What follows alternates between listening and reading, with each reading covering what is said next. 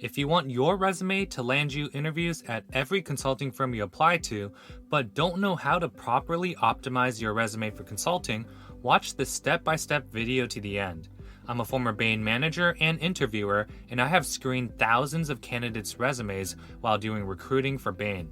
I've also helped hundreds of clients transform their resumes into resumes that land multiple consulting interviews through our resume editing and review service that we offer. I know exactly what top-tier consulting firms are looking for, and I'm going to share with you insider step-by-step strategies and tips to significantly improve your resume's chances of getting an interview.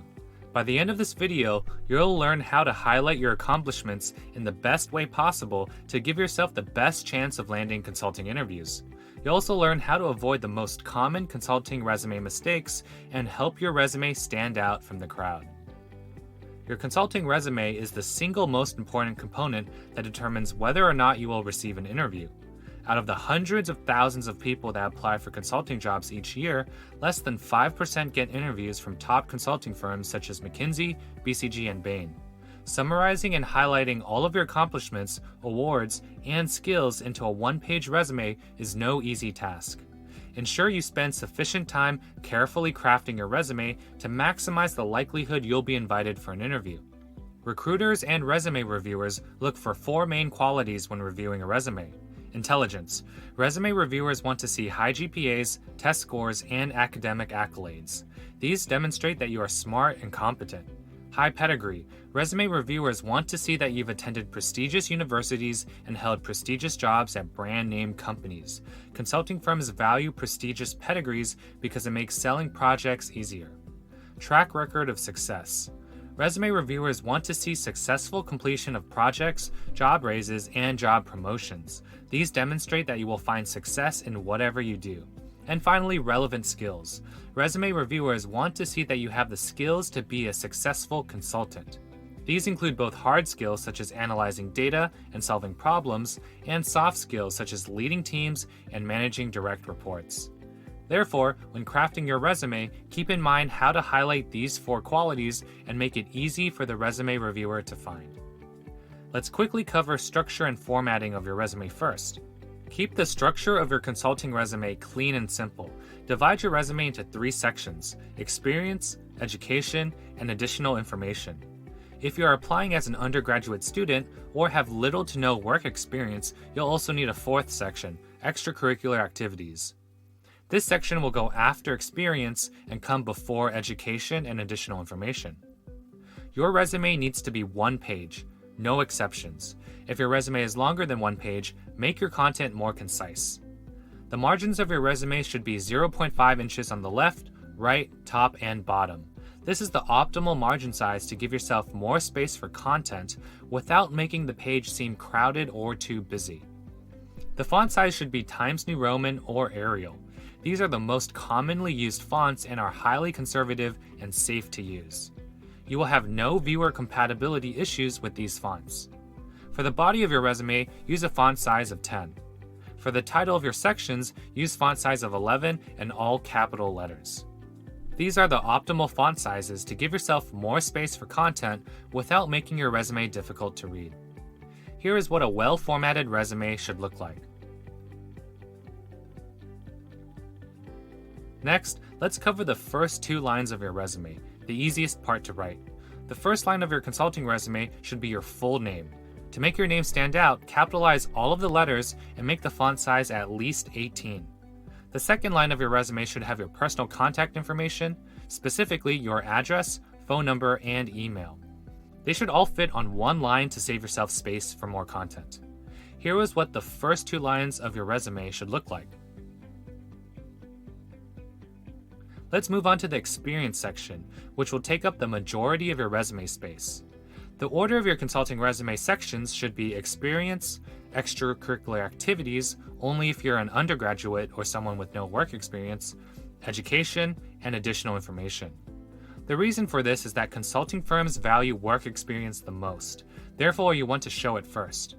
The order of work experience should go from most recent at the top to oldest at the bottom.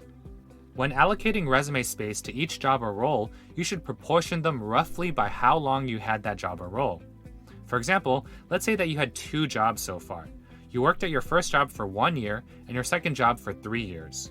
Therefore, your first job should get 1/4 of the total space in the experience section, and your second job should get 3/4 of the total space.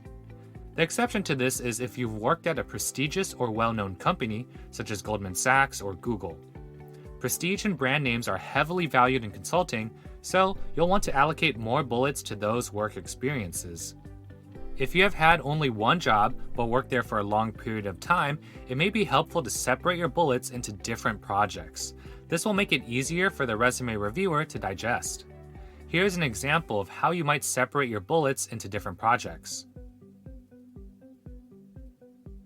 Each job that you list should have a minimum of 2 bullets, the minimum space needed to show depth of accomplishments and achievements. List the most impressive bullets under each work experience first. Oftentimes, resume reviewers will only read the first couple of bullets.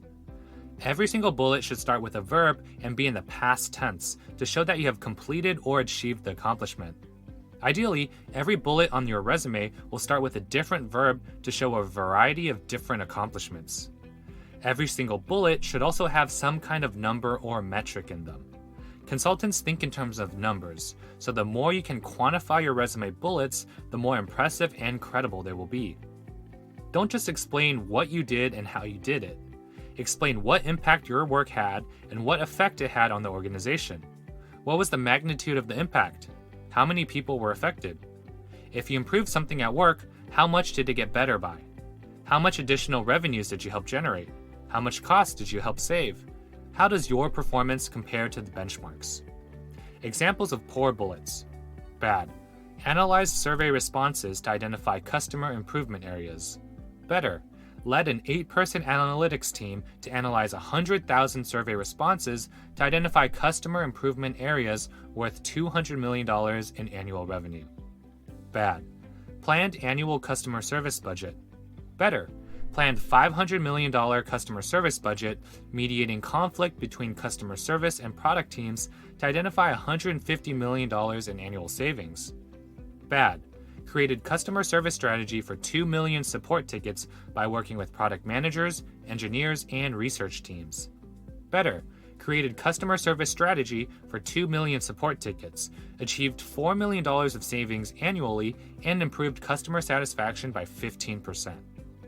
Your resume bullets should be allocated equally between quantitative skill accomplishments, such as analyzing data, and qualitative skill accomplishments, such as managing or working with others.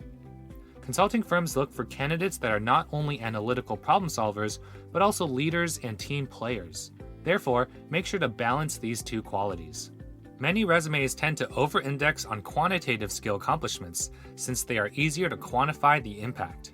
However, you can also quantify the impact of your qualitative skills.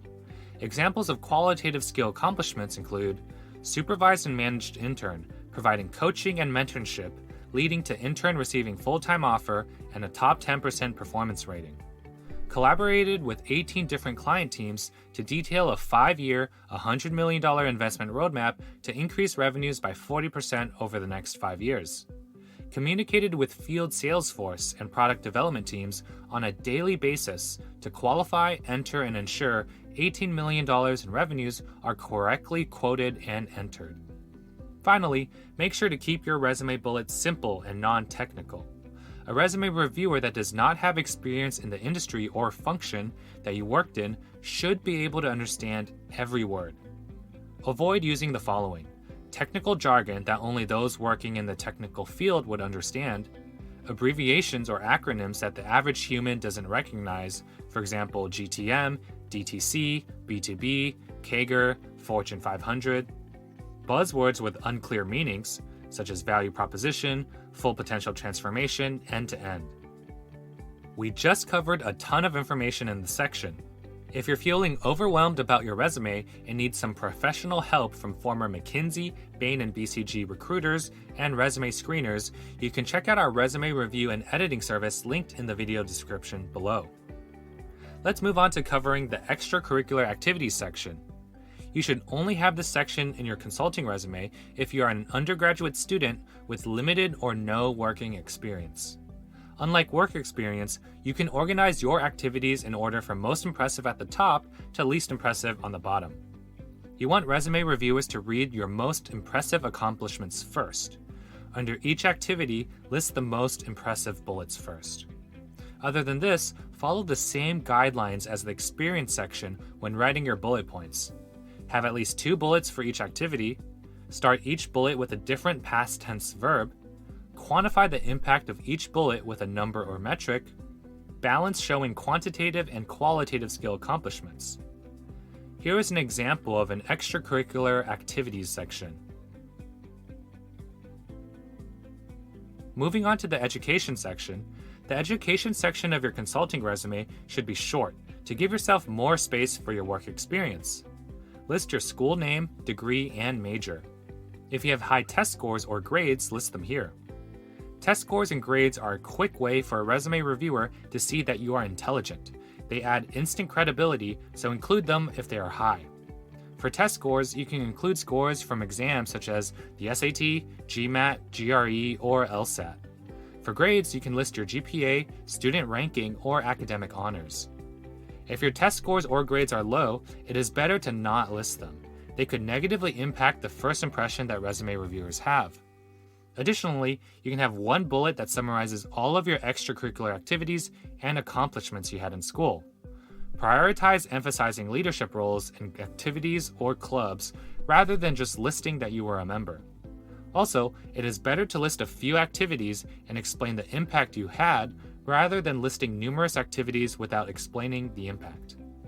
Here is an example of what the education section should look like. If you are an undergraduate with limited work experience, you will summarize your school activities and accomplishments in more detail in the extracurricular activities section instead. Let's cover the additional information section next.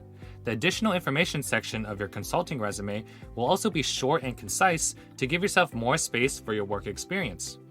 Organize this section into categories such as skills, certifications, languages, volunteer, or interests. You will not have space for all of these categories, so pick the categories where you have the most to showcase. Skills.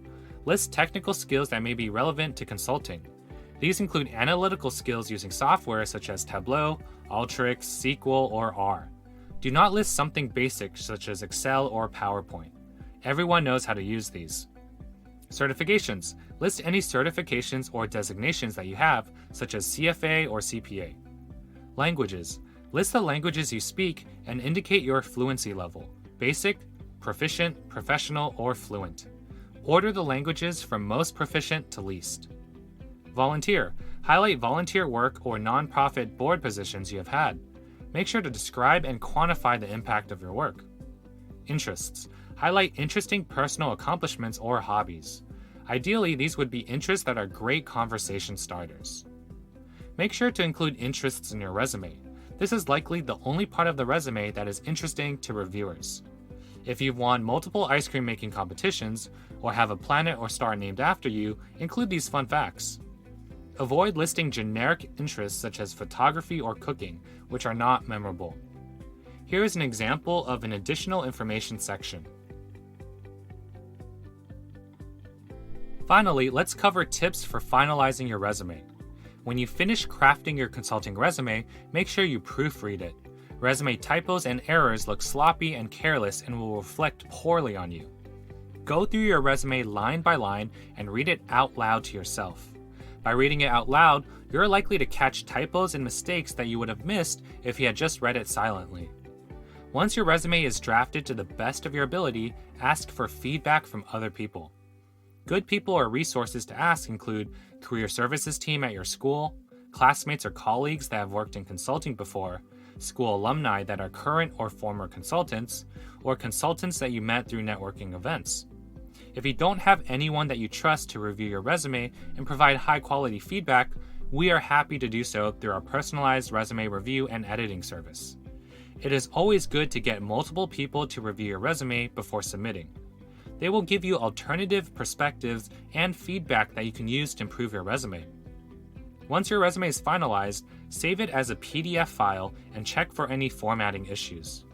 When submitting your resume, always submit as a PDF file, unless told otherwise. People have different versions of different word processors, so submitting a resume as a word processor file might lead to formatting incompatibility issues. By using PDF instead, you guarantee that your resume will look exactly as it appears in the PDF file. Make sure to include your full name in the title of the file that you submit. You do not want to have a generic resume file name, such as resume.pdf. If you're stressed out about crafting the perfect consulting resume, remember that you don't have to do it by yourself. If you're looking for some professional help, sign up for our resume review and editing service in the video description below. Let us do the hard work for you and take away your stress and worries. We'll help you turn your resume into one that will land multiple consulting interviews.